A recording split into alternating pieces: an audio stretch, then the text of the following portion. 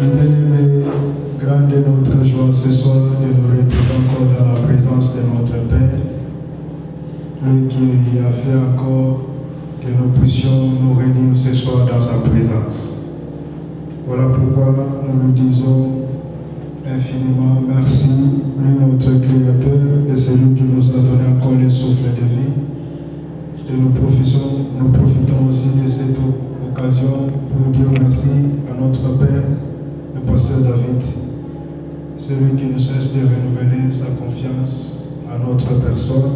Papa, nous vous disons merci. Et nous bénissons toute l'Église ce soir au nom de Jésus-Christ. Bien-aimés, ce soir nous allons parler du Saint-Esprit, des messages que nous tirons comme un sous-thème dans notre grand thème de l'année.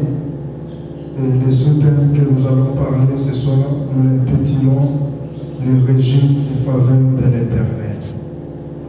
Est-ce que quelqu'un peut dire Amen? Je dis, quelqu'un peut dire Amen. Et j'aimerais profiter pour dire à quelqu'un que cette année, c'est ta saison. J'aimerais encore insister pour dire à quelqu'un que cette année, c'est ta saison. Que le monde le veuille ou pas, mais j'aimerais te le confirmer que cette année, c'est ta saison. Alléluia. Voilà pourquoi, sans plus tarder, j'aimerais que nous puissions lire la parole. Nous sommes dans le livre des psaumes, psaume 137. Nous lisons le 25e verset. C'est aussi une déclaration de David. Psaume 37, le 25e verset. David dit, j'ai été jeune, j'ai vieilli, et je n'ai pas vu le juste abandonné, ni sa postérité mendiant son pain, parole du Seigneur.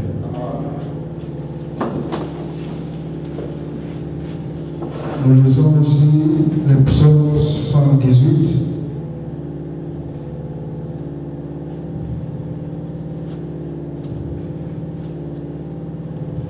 Le verset 17.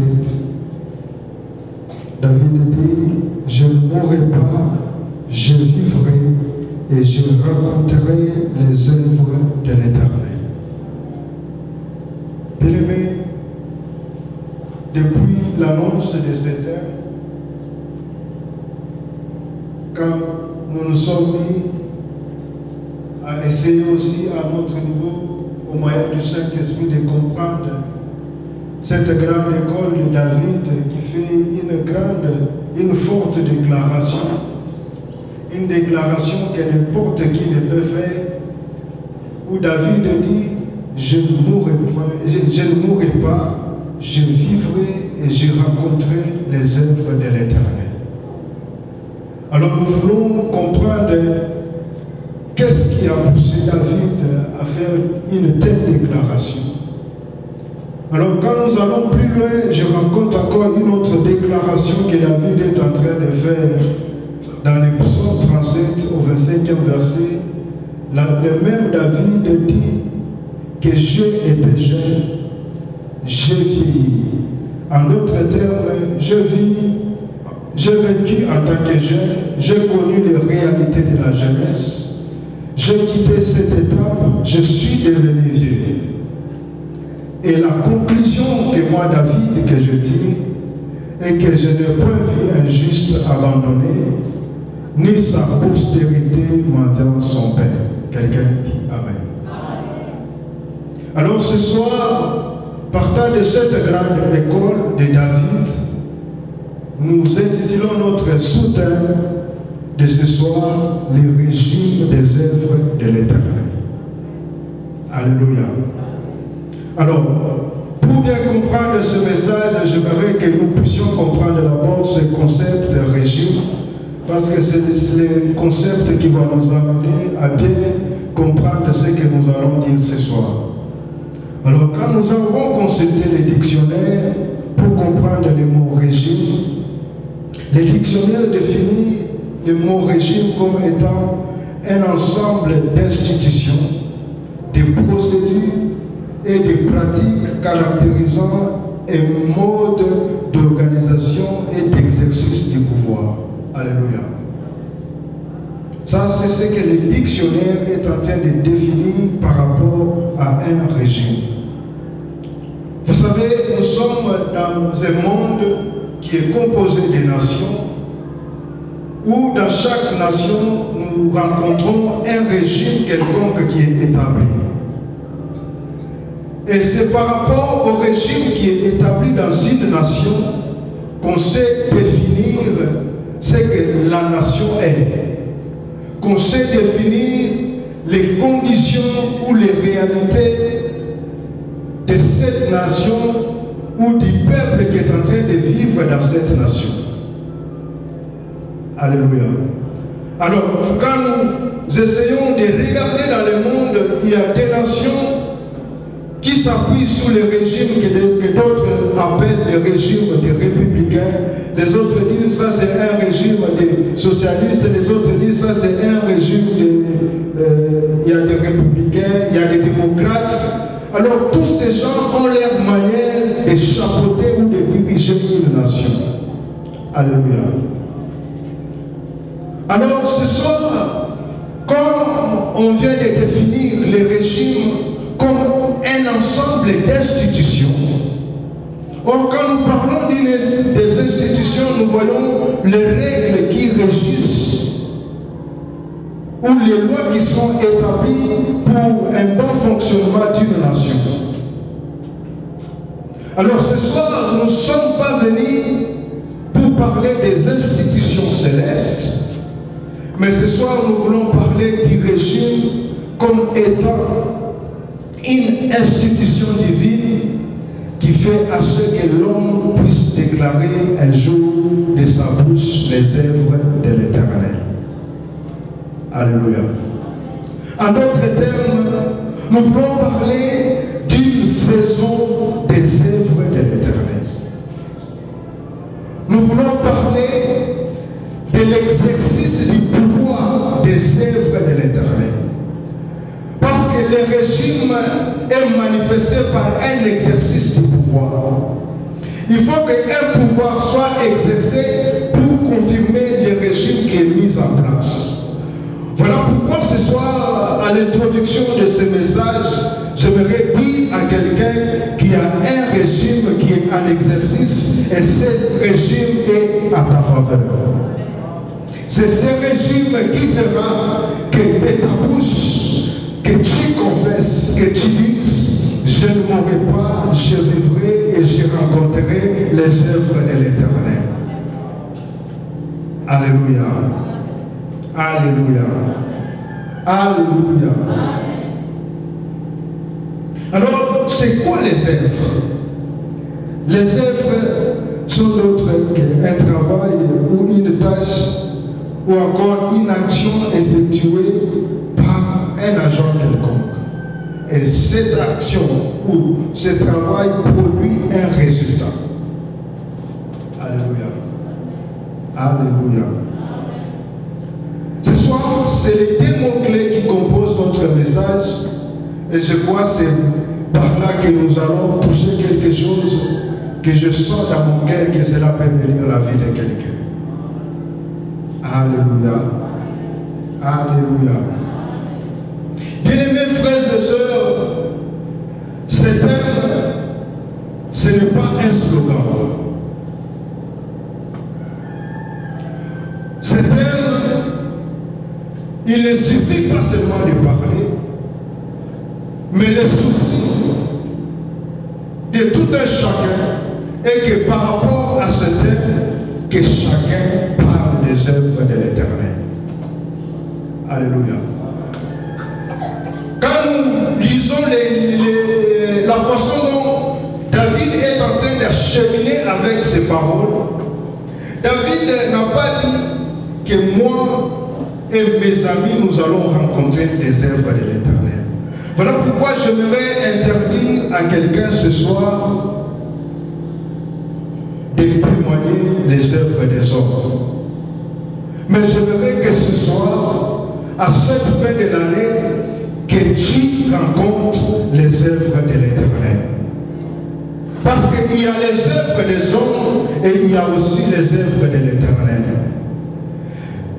Il y a longtemps que tu as parlé aux hommes des œuvres, où tu as rencontré les hommes les œuvres des hommes. Tu as parlé des réalisations des hommes quelque part. Tu as parlé des réalisations des hommes dans ta vie. Mais ce soir, je suis venu t'annoncer une nouvelle saison où tu ne vas plus parler des œuvres des hommes dans ta vie, mais tu vas parler des œuvres de l'Éternel dans ta vie. Les œuvres des hommes sont passagères. Mais ce soir, j'aimerais te parler des œuvres de l'Éternel. Donc quand nous vivons cela reste pour toujours dans nos vies. David dit que non seulement je veux vivre, parce que vivre c'est bien, mais en dehors de la vie que j'aurai, il faut que je rencontre les œuvres de l'Éternel. Pour dire, on peut rester en vie mais sans rencontrer l'œuvre de l'Éternel. Oh, je dis à quelqu'un ce soir, non seulement tu vivras, mais tu vas aussi rencontrer les œuvres de l'Éternel. Alléluia. C'est possible que tu restes en vie, mais sans rencontrer les œuvres de l'Éternel. C'est possible que tu restes en vie tout en restant avec les œuvres des hommes dans ta bouche. Mais c'est aussi possible que tu restes en vie tout en rencontrant les œuvres de l'Éternel. Et ce soir, comme je dis, je suis venu annoncer à quelqu'un le régime des œuvres de l'Éternel. C'est-à-dire les saisons, la saison des œuvres de l'Éternel. L'exercice du pouvoir des œuvres de l'Éternel. Et ces choses, je crois, ce soir, vont bénir la vie de quelqu'un. Alléluia. Dans les psaumes que nous venons de lire, David fait une autre déclaration. David dit, j'ai été jeune. C'est-à-dire, j'ai connu toutes les conditions qu'un jeune peut vivre. J'ai passé par toutes les étapes qu'un jeune peut rencontrer dans sa vie. Et quand je suis passé ces charges de la vie, je suis devenu vieux. Et à ma vieillesse, je tire une conclusion. C'est quoi cette conclusion que je tire? David dit, je ne peux vivre un juste abandonné. J'aimerais dire à quelqu'un ce soir que dans le régime des œuvres de l'Éternel, la première des choses que Dieu fera avec toi est que Dieu ne va pas t'abandonner. Je dis que Dieu ne va pas t'abandonner. Que les hommes t'abandonnent, que les hommes te délaissent, mais je suis venu te dire que Dieu ne va pas t'abandonner. Parce qu'il ne va pas t'abandonner, tu rencontreras tes émerveilles. Parce qu'il ne va pas abandonner ta maison. Parce qu'il ne va pas abandonner ton travail. Parce qu'il ne va pas abandonner tes enfants. Ces choses vont te pousser à rencontrer ces merveilles. Pour dire aux hommes que j'ai été faible, j'ai été malade, mais le Dieu de la compassion ne m'avait pas abandonné. Alléluia. David qui dit que je n'ai pas vu un juste abandonné, c'est un monsieur qui a connu de grandes turbulences dans sa vie. David que nous voyons chanter, David que nous voyons être reconnaissant envers Dieu, c'est David qui à un certain moment il a été victime du détournement de son trône. David avait vu comment son trône était déjà parti par son propre fils. David avait vu comment il ne pouvait plus exercer son pouvoir sur Israël. Lui-même avait dit à ce serviteur que le fils qui s'est levé, non, il ne va pas me donner la vie. Fouillons afin qu'il exerce son pouvoir. Mais le même David qui avait vu déjà son pouvoir être pris, il dit que quand je suis arrivé à ma vieillesse, j'ai compris que malgré les ennemis peuvent s'élever dans la vie, malgré les sorciers peuvent s'élever dans la vie, mais l'Éternel n'abandonne jamais. Je dis à quelqu'un ce soir, quels que soient les sorciers de ta famille qui s'élèveront cette année, quel que soit les calendriers du monde de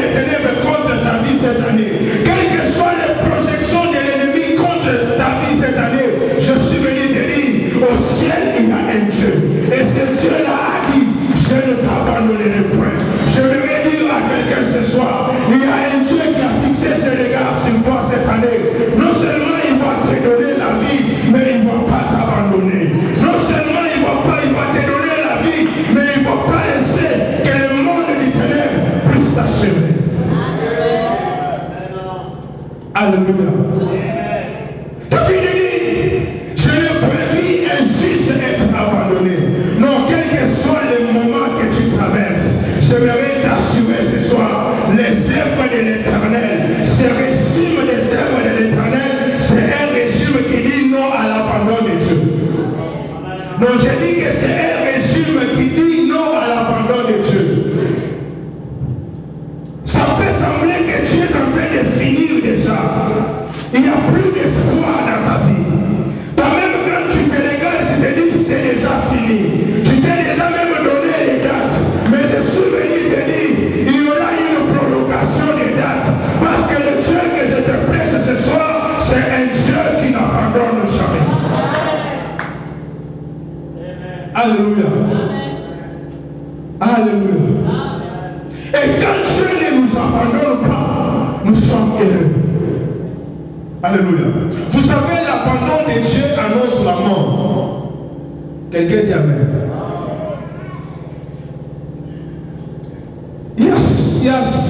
Il y a des prédicateurs de foi qui disent vaut mieux que les hommes t'abandonnent, mais que Dieu ne t'abandonne pas. Parce que les hommes peuvent t'abandonner, mais si Dieu est pour toi, tu vas vivre. Alléluia. Les hommes peuvent te délaisser, mais si Dieu est avec toi, tu peux encore prospérer. Les hommes peuvent t'abandonner, mais avec Dieu, tu peux faire encore des exploits. Parce que la Bible me dit qu'avec Dieu, nous ferons des exploits. C'est-à-dire, avec ou pas les hommes, mais avec Dieu, tout est encore possible. Avec les hommes ou pas, mais avec Dieu, le monde d'exploit est encore ouvert.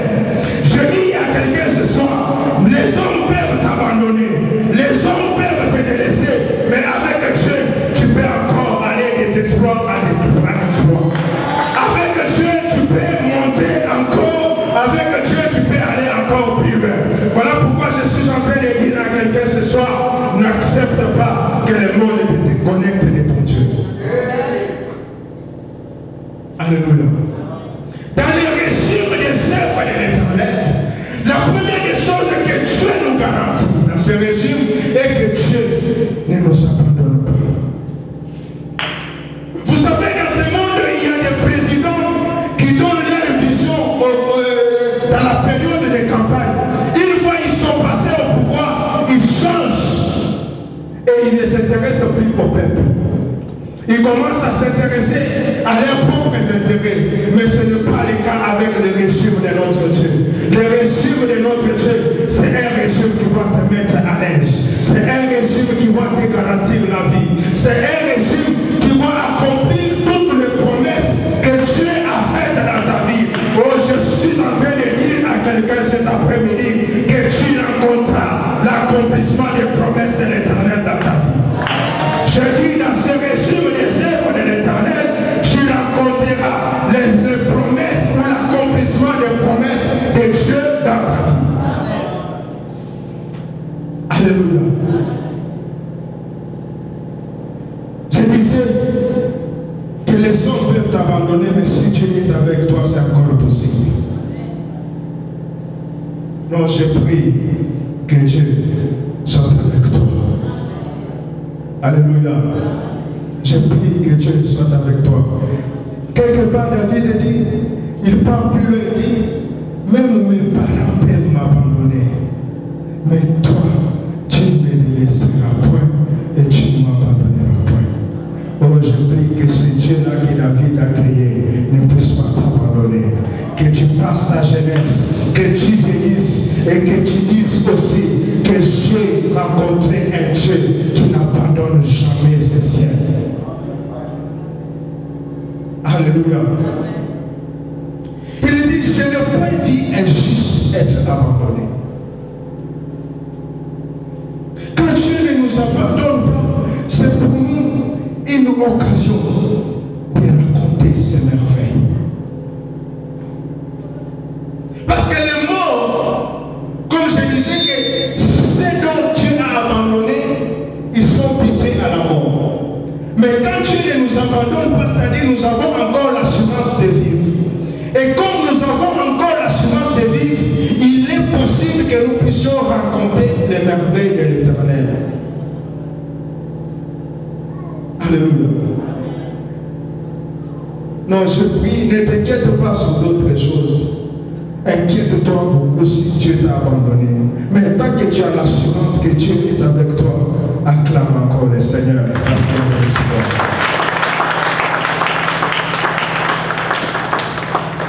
Alléluia. Alléluia. David va trop loin.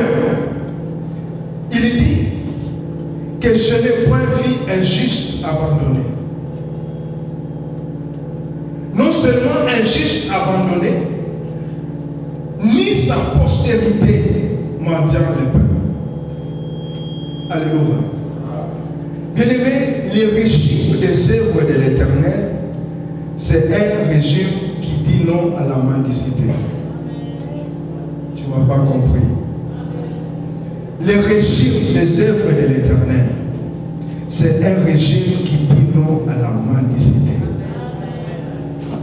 Je dis, c'est un régime qui dit non à la mendicité. Vous savez, il y a certaines personnes, tant qu'ils n'ont pas demandé, ils ne peuvent pas vivre. Tant qu'ils n'ont pas lancé un coup de téléphone à quelqu'un pour lui dire que si aujourd'hui tu ne fais rien, les enfants aussi c'est carreau. Mais je suis venu t'annoncer ce soir que cette année, ces habitudes vont finir. Alléluia. Cette année, toi-même tu ne vas pas comprendre comment tu ne vas plus commencer à déranger les gens. Donc toi-même tu vas réaliser seulement que les œuvres de Dieu seront en œuvre. Tu seras équipé, tu seras logé, tu seras financé par les œuvres de l'Éternel. Alléluia. David dit, je n'ai point vu la postérité mendiant le pain. Et quand nous vivons les œuvres ou les régimes des œuvres de l'Éternel, il y a certaines choses qui nous quittent.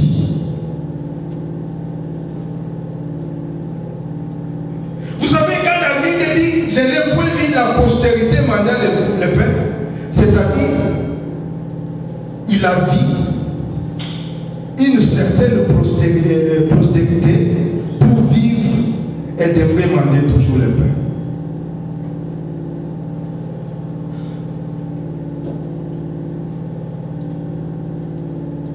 Il y a certaines personnes, pour expérimenter certaines choses dans leur vie, il faut seulement qu'ils puissent mendier. Non, ce soir, je suis venu dire à quelqu'un, finis la vie des Bartimée dans ta vie. Les gens qui t'ont connu comme Bartimée, ils ne te verront plus au même poste pour mendier. Je dis à quelqu'un ce soir, finis la saison d'être Bartimée. Mais je suis venu t'annoncer ce soir la saison où tu vas entrer avec Jésus à Jérusalem. Tant que tu vas rester à Jéricho, tu continueras à mendier. Mais ce soir, je suis venu t'annoncer la saison où les régimes, où tu ne vas plus rester à Jéricho pour mendier, mais la saison où tu vas faire route avec Jésus afin de l'accompagner dans la gloire, afin de raconter ensemble avec Jésus les merveilles de l'Éternel. Parce que tant que Jésus est à Jérusalem, Bartimée sera aussi à Jérusalem. Je dis à quelqu'un ce soir, tant que tu quitteras Jéricho, tant que tu quitteras la vie de mendicité, tu seras avec Jésus à Jérusalem. Or, à Jérusalem, il y a les honneurs. À Jérusalem, il y a la gloire. À Jérusalem, il y a le chant d'allégresse. Je dis à quelqu'un ce soir, tu vas chanter cette année le chant d'allégresse. Parce que fini la saison de mendicité. Tu chanteras cette année le chant d'allégresse. Parce que